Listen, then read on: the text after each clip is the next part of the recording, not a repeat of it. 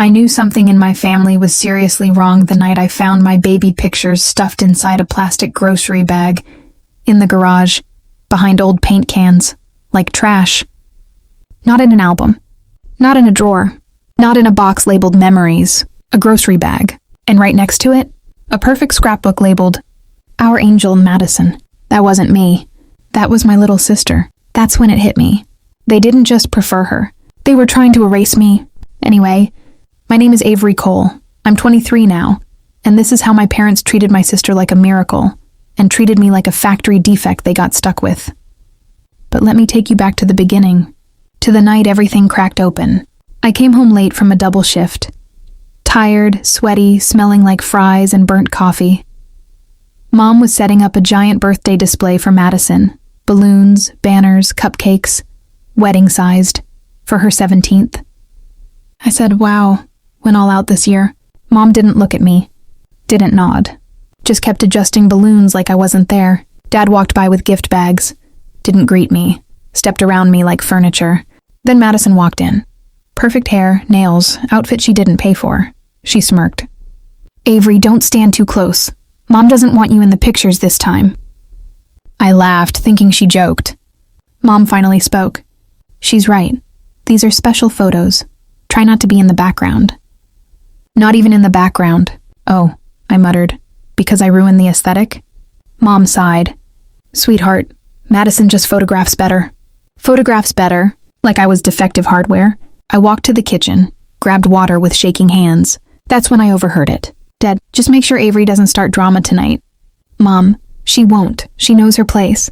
Her place. Not daughter, not family, just the problem they hoped stayed quiet. My hands went cold.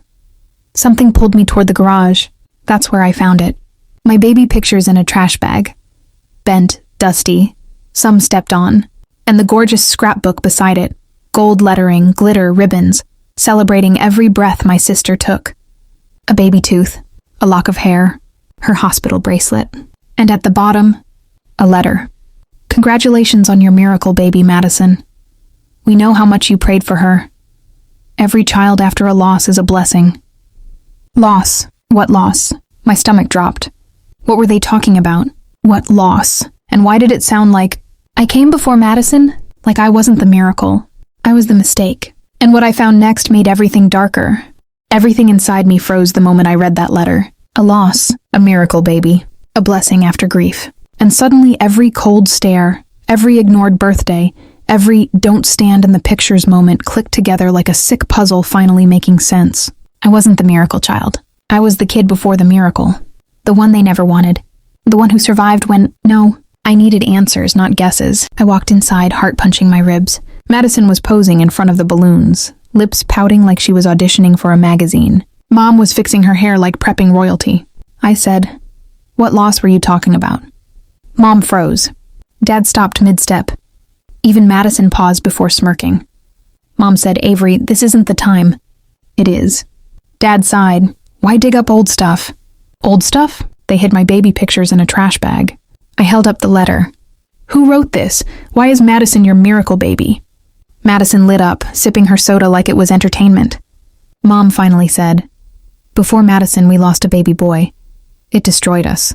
When we got pregnant again, it was different. Different. Meaning, not me. So what am I? Dad answered. You were unexpected. We weren't ready. When Madison came, it felt like hope. Hope. She was hope.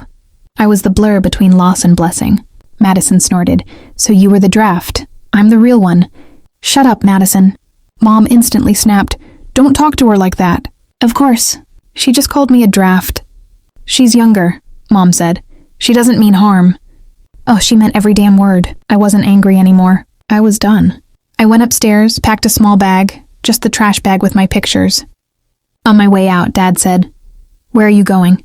It's your sister's birthday. I laughed. Exactly. Madison smirked. Running away to make it about you? I stared at her.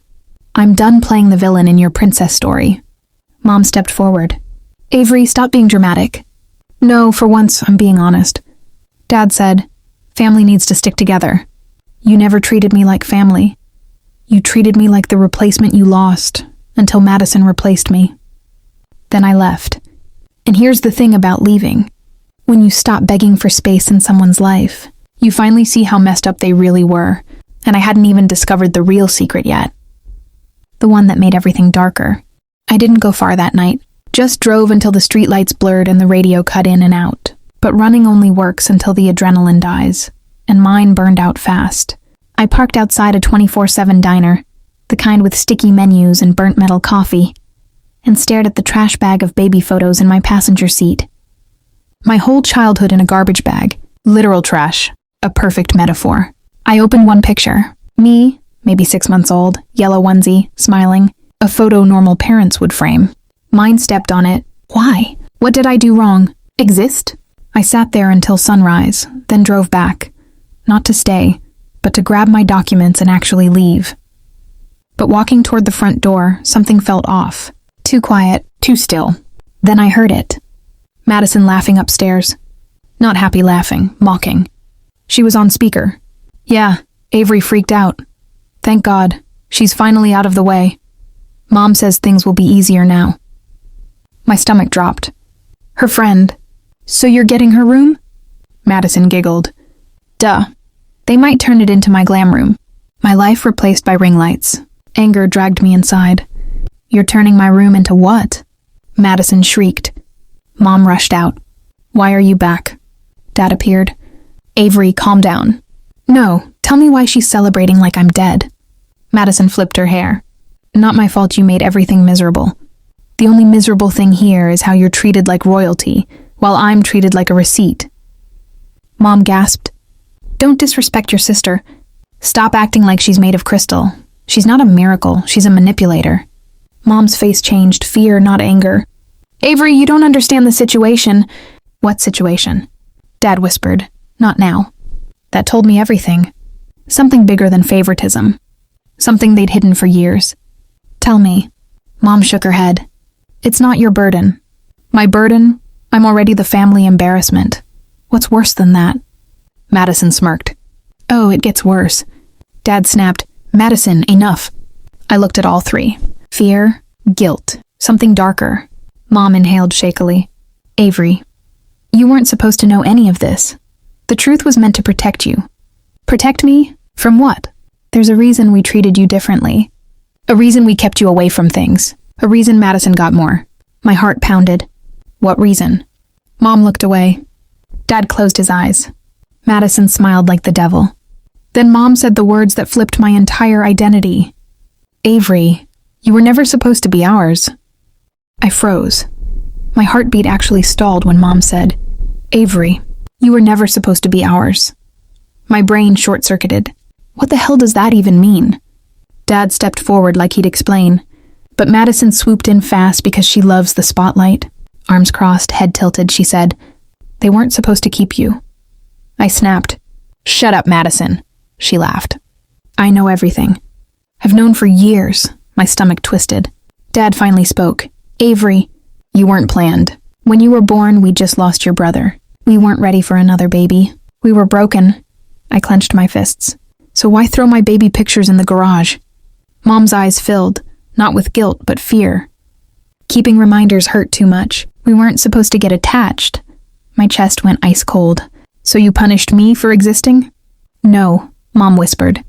We were protecting ourselves. That's bullshit, I said. You treated me like a placeholder.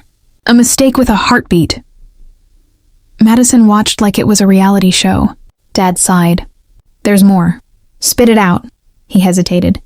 Doctors said you might have developmental issues. They thought you wouldn't bond. We were scared. I stared at him. So you chose not to bond with me first? Just to be safe? Mom whispered. We couldn't survive losing another child. So instead you ignored me for 17 years? Loved Madison twice as hard to make up for him? Silence. Heavy, guilty, loud. They didn't deny it. That was the answer. I wasn't the child they healed with. I was the child they blamed life for. Madison shrugged. If they didn't want you, they could have given you away. They kept you. Isn't that enough? I turned on her. Kept me? They tolerated me. Mom tried reaching for my arm. I stepped back. Don't touch me, Dad whispered. We didn't know you'd be okay. I laughed, sharp. I was okay. You two weren't. Dad flinched. But I wasn't done. Why does Madison know all this? Madison smirked. Because they trust me. That's when it hit me like a brick. This wasn't just favoritism. There was more. Something buried. Something they'd kept from me, but told her. Fine, I said. If you won't talk, I'll find answers myself. I headed for the stairs. Mom's voice cracked. Avery, please don't go in the attic. I stopped. I hadn't even mentioned the attic. I didn't know anything was there. But she did. That's when the truth landed hard. The attic was where the real secret lived. And the fact that she blurted it out meant she knew exactly what I'd find. I turned slowly. Thanks. Now I know exactly where to look. Then I went upstairs, toward the one place they never wanted me near. I took the attic ladder down so fast the metal creaked. The air up there felt heavier, like it had been holding its breath for years. Dust everywhere. Old boxes. Holiday junk. But one thing stood out. A wooden storage trunk in the corner, taped shut like someone never wanted it opened again. My name was on the lid, or it used to be. Avery was scratched out so hard the wood splintered. Someone didn't just cross it out. They tried to erase it. My chest tightened. I ripped the tape off and opened it. The smell hit first. Old paper, something metallic, something wrong. Inside were files, hospital papers, a tiny baby blanket I didn't recognize, a hospital crib name tag. But the part that dropped my stomach, the crib card didn't say Avery. It said, Baby Lawson, Girl B. Girl B, what the hell? I dug deeper. More documents. Birth records, double sets, 2 timestamps, 2 APGAR scores, 2 medical bracelets taped to a sheet. One labeled Girl A, one labeled Girl B. My hands went cold. I grabbed the paper on top. Multiple birth complications. Twin separation protocol. Twin. I had a twin? Then the line that shattered me. Girl A deceased. Girl B stable. Me, Girl B, the one who lived. Girl A, the twin who didn't. The baby boy they claimed they lost was a lie. They didn't lose a boy. They lost my twin sister. And they hid it. That's why my baby pictures were in a trash bag. Why loss was whispered. Why Mom sometimes flinched at my face. I looked like the one who didn't make it. And Madison, she wasn't my replacement. She was their do-over. I sat back, shaking so hard the papers rattled. They didn't hate me. They hated the reminder I wasn't the twin who survived. I was the wrong baby. The accidental winner in a nightmare lottery. Footsteps creaked. Madison appeared in the attic doorway, leaning like she owned it. So, she said, you finally found it. You knew? She shrugged. Mom told me when I was 12. Said you were the shadow baby. The one who wasn't supposed to stay. Shadow baby. Why didn't you tell me? I whispered. She smirked. Because it was kinda nice knowing I was the one they actually wanted. I stood so fast she stepped back. You're sick. No, she said. I'm chosen. Big difference. I stepped toward her. You're jealous. Because even with everything, I still lived. She rolled her eyes. Trust me, they wish you hadn't. Something inside me snapped. I walked past her, holding the file of my entire stolen identity.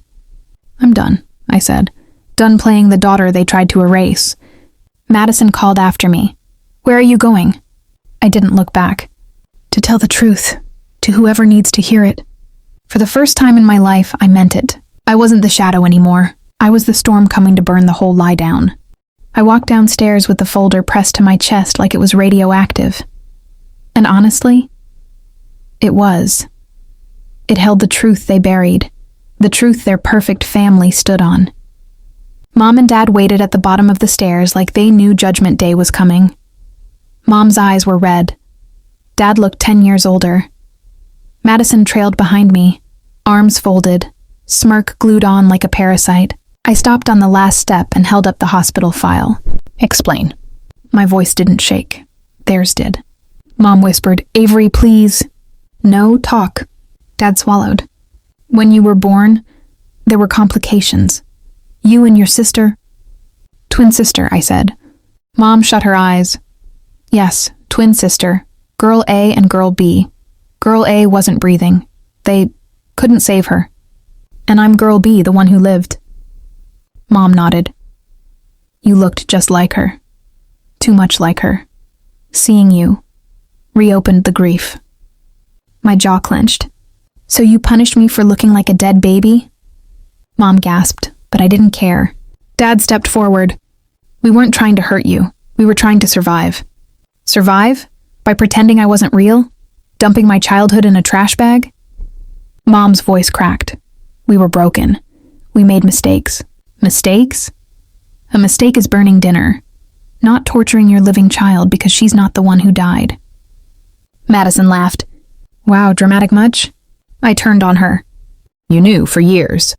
She shrugged. Why would I? It kept you in your place. My place? What place is that? She smiled, cold. Below me. Something in me snapped. You're not above me because they chose you. You're just the distraction they created to avoid grieving me. Her smile vanished. Mom burst into tears. Avery, stop. No, I've stopped my whole life. Dad tried again. We didn't tell you because we thought it would destroy you. Destroy me? You already did. Silence crashed over them. Dad finally said, Avery, we love you. I laughed, a dead, broken sound. No, you love the idea of the daughter you lost, not the one who lived. Mom shook her head. That's not true. Then why hide my pictures? Why is Madison the golden child? Why did she get the truth before I did? Mom whispered, because we trusted her not to spiral. We didn't think you were strong. That one hit deep. Not strong? I survived growing up unwanted. I survived being compared to a ghost. I survived you. Dad flinched. Madison muttered, God, you're dramatic. And you're jealous, I said. Jealous that even with every advantage, you'll never survive what I did. I walked past her. Dad asked, where are you going? Somewhere you can't rewrite who I am. Somewhere I can exist without being girl B, the leftover twin. Mom reached out. Avery, please don't leave, not again. I paused at the door. You didn't lose one twin, you lost both. And I walked out, leaving them drowning in the truth they buried. When I walked out that night, I didn't have a plan. Just anger, adrenaline, and a folder proving my entire childhood was a lie. I drove until my eyes burned, then finally pulled into the library parking lot, because I needed a place that didn't reek of grief, lies, and Madison's cheap perfume. I sat in the back corner, opened the folder, and reread everything. Hospital records, birth notes, emergency reports. Then I found something I'd missed, a handwritten note clipped to the back. Girl B shows stable vitals. Recommendation, early separation from parental unit if bonding complications worsen. Separate me from my parents? Why? I pulled another document, a psychological evaluation. Not of me, of them. Mother displays high emotional attachment to deceased twin. Avoidance towards surviving twin noted. Father shows withdrawal behavior to protect partner's emotional stability. My chest caved in. It wasn't just grief. It was intentional. They were advised to keep distance from me, to avoid bonding, to treat me differently, for mental safety. I wasn't unwanted by accident. They followed instructions. Then I noticed a sealed envelope with my name, actually written cleanly for once. I opened it. A letter from the hospital. Full disclosure of her birth circumstances recommended no later than age 10. Age 10. They were supposed to tell me years ago.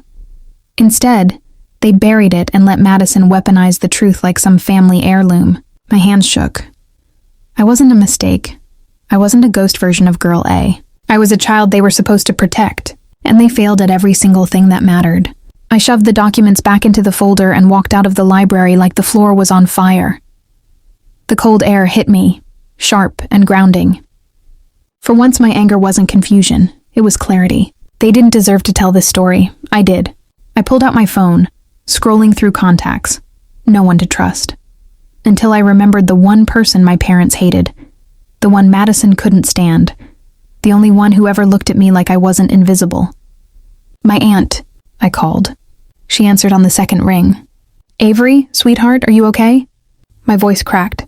No, and I need to tell you something big. She didn't hesitate. Come over. You're not dealing with this alone. And for the first damn time I believed someone meant it. I drove to her house, folder beside me. The truth wasn't buried anymore. It was in my hands, and I wasn't letting it go. Not now. Not ever.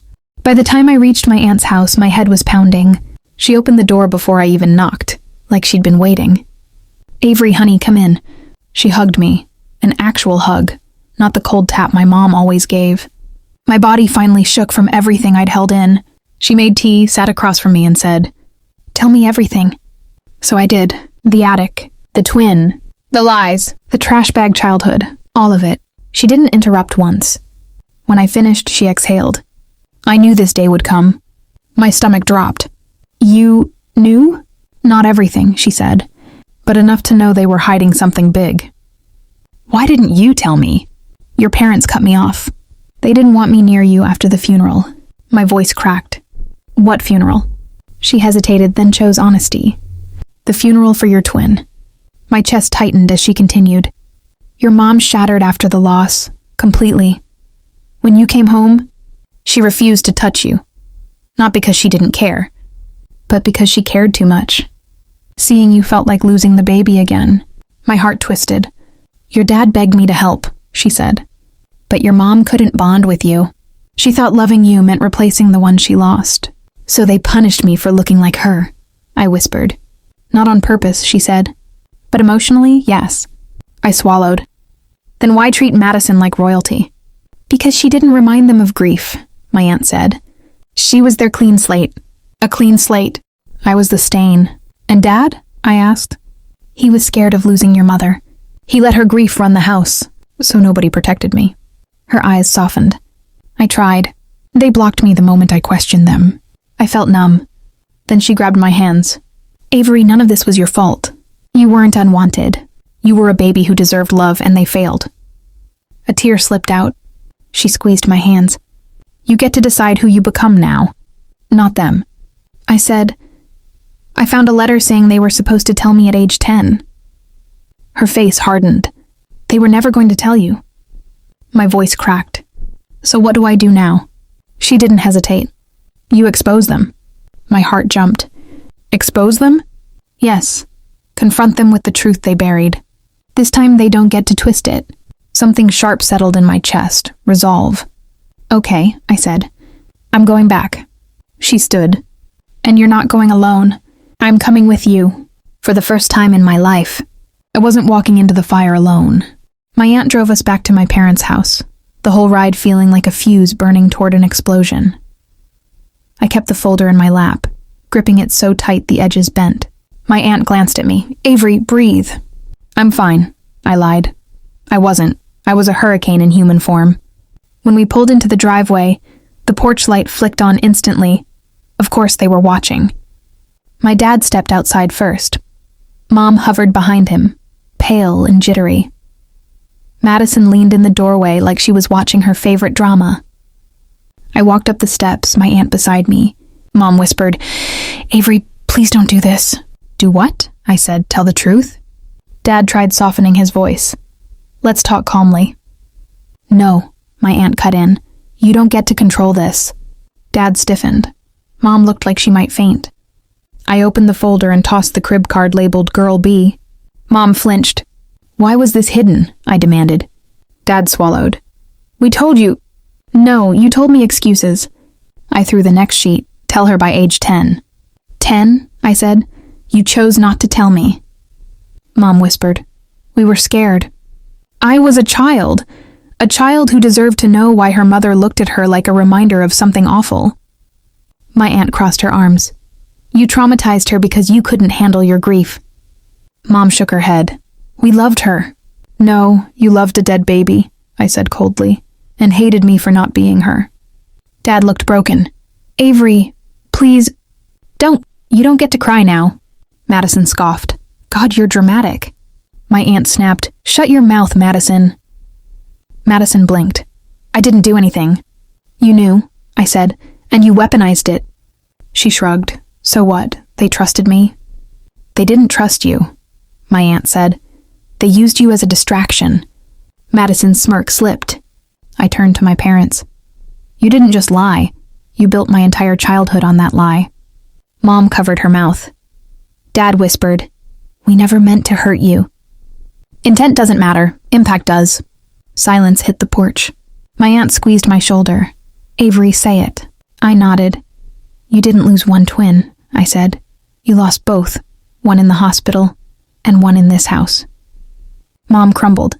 Dad choked on a breath. "But I wasn't done. From today on, you don't get access to me. Not my life, not my healing." Madison stepped forward. "You're just leaving?" "I am, for good." Mom reached out.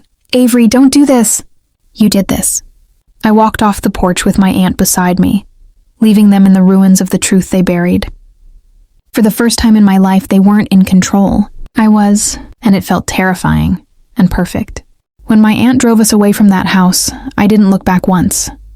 Not at the porch, not at the windows, not at the silhouettes breaking under the weight of their own lies. For 23 years, that place felt like a cage. Now? Just wood, bricks, and ghosts that no longer belonged to me. We reached my aunt's house, and as soon as I stepped inside, something hit me. Silence. Not cold, not tense. Just silence that didn't judge me. I sat on the couch, folder in my lap. My aunt sat beside me. "You okay?" I nodded, though I wasn't. I was exhausted, raw, and strangely free. "What now?" I whispered. "Now? You build a life not shaped by their fear." I opened the folder again. Hospital reports, birth papers, grief notes, and the sealed letter addressed to me. I opened it. "To the surviving twin, you are not responsible. You are whole. You are enough." I stopped reading. My eyes burned. "Whole, enough," words my house never gave me. "Read it again," my aunt whispered. "This time believe it." I did. Days passed. Quiet, safe days. I found a job, enrolled in night classes, started running in the mornings for something other than survival. My aunt helped me get a small apartment. Cheap, but mine. The first night I slept there, I cried. Not broken crying, release crying. A week later, my parents called. I didn't answer. They texted paragraphs. I didn't read them. Madison sent, "So you really left? Drama queen." Blocked. "Healing isn't pretty," my aunt said, "but you're doing it." Slowly, my identity shifted. I wasn't the unwanted daughter, not girl B, not the shadow twin. I was the survivor. Months later, I sat on my apartment floor, sorting through the folder. I kept one baby picture, me smiling, untouched. I framed it, put it on my nightstand, a reminder of who I could still become. My aunt asked if I'd ever talk to my parents again. Maybe someday. Maybe never. The choice was mine. When I looked in the mirror that night, for the first time ever, I didn't see the wrong twin. I saw Avery, a whole person. A girl who walked out of a house built on secrets and chose herself. And that was the first real miracle my family ever created. But it wasn't theirs. It was mine.